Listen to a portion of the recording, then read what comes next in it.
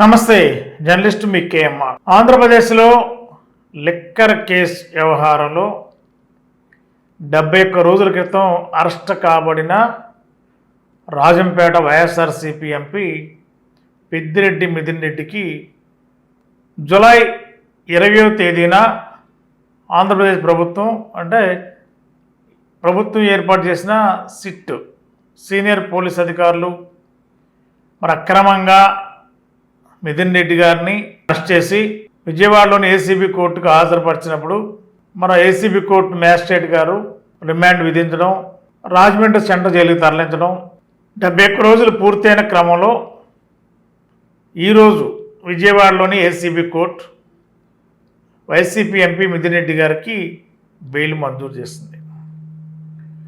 వైఎస్ఆర్సీపీ నాయకులు కానీ మిథున్ రెడ్డి గారు కానీ మొదటి నుంచి ఇవన్నీ కూడా అక్రమంగా పెట్టిన కేసులు, కుట్రపూరితంగా కూటమి ప్రభుత్వం రాజకీయంగా వైఎస్ఆర్సీపీని భయపెట్టాలి, అణగద్రొక్కాలి అనే ఒక కక్ష సాధింపుతోనే ఆంధ్రప్రదేశ్ ముఖ్యమంత్రి ఇలాంటి అక్రమ కేసులు పెట్టి జైల్లో పెట్టి ఎంతోమంది సీనియర్లని, మిథున్ రెడ్డి గారే కాదు, ధనుంజయ రెడ్డి గారిని, కృష్ణమోహన్ రెడ్డి గారిని, ఇట్లా చెవిరెడ్డి భాస్కర్ రెడ్డి గారిని, ఇట్లా చాలామందిని వైఎస్ఆర్సీపీ సీనియర్ నాయకులందరూ కూడా అక్రమ కేసులు పెట్టి అరెస్ట్ చేయడం, జైల్లో పెట్టడం ఈ ప్రభుత్వం కుట్రపూరితంగా వ్యవహరిస్తుంది అనేది వైఎస్ఆర్సీపీ నాయకులందరూ కూడా గత కొద్ది రోజులుగా ఆరోపణలు చేస్తూనే ఉన్నారు ప్రభుత్వం పైన.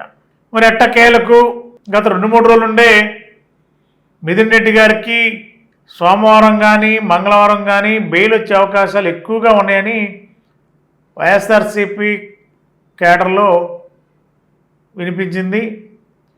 ఈరోజు విజయవాడ ఏసీబీ కోర్టు కూడా మిథున్ రెడ్డి గారికి బెయిల్ మంజూరు చేసింది. ఈ బెయిల్ మంజూరు చేసిన విధి విధానాలు, మేజిస్ట్రేట్ గారు ఎలాంటి బెయిల్లో ఎలాంటి నిబంధనలు విధించారు అనేది కూడా క్లారిటీగా ఆ తీర్పు కాపీ బయటకు వస్తే కానీ క్లారిటీ ఉండదు. ప్రస్తుతానికైతే బెయిల్ అయితే వచ్చింది. మిథున్ రెడ్డి గారు లాయర్లు ఏసీబీ కోర్టులో వాదనలు వినిపించారు. పోలీస్ డిపార్ట్మెంట్ సిట్ తరఫున కూడా ప్రభుత్వ న్యాయవాదులు వాదనలు వినిపించారు. ఇరు వాదనలు విన్న మేజిస్ట్రేట్ గారు మిథున్ రెడ్డి గారికి బెయిల్ మంజూరు చేశారు.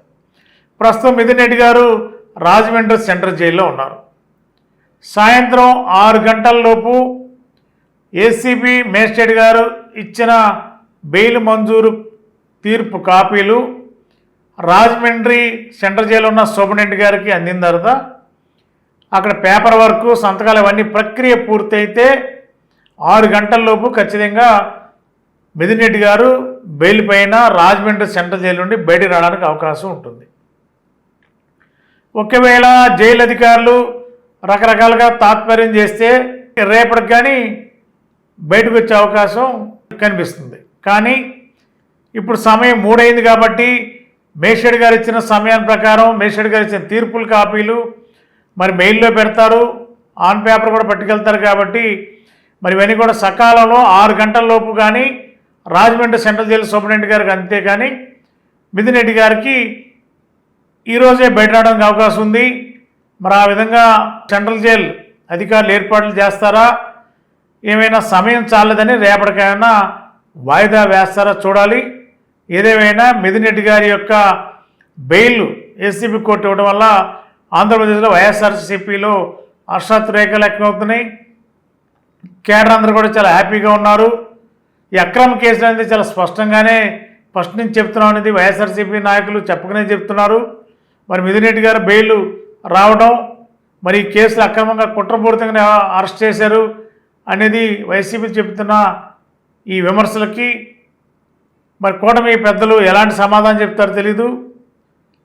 ఈ కేసు అయితే ప్రస్తుతానికి ఆంధ్రప్రదేశ్లో పెద్ద చర్చ నడిచిన నేపథ్యంలో మిథున్ రెడ్డి గారికి బెయిల్ రావడంతోనే భారీ ఊరట వైఎస్ఆర్సీపీకి లభించిందని చెప్పవచ్చు.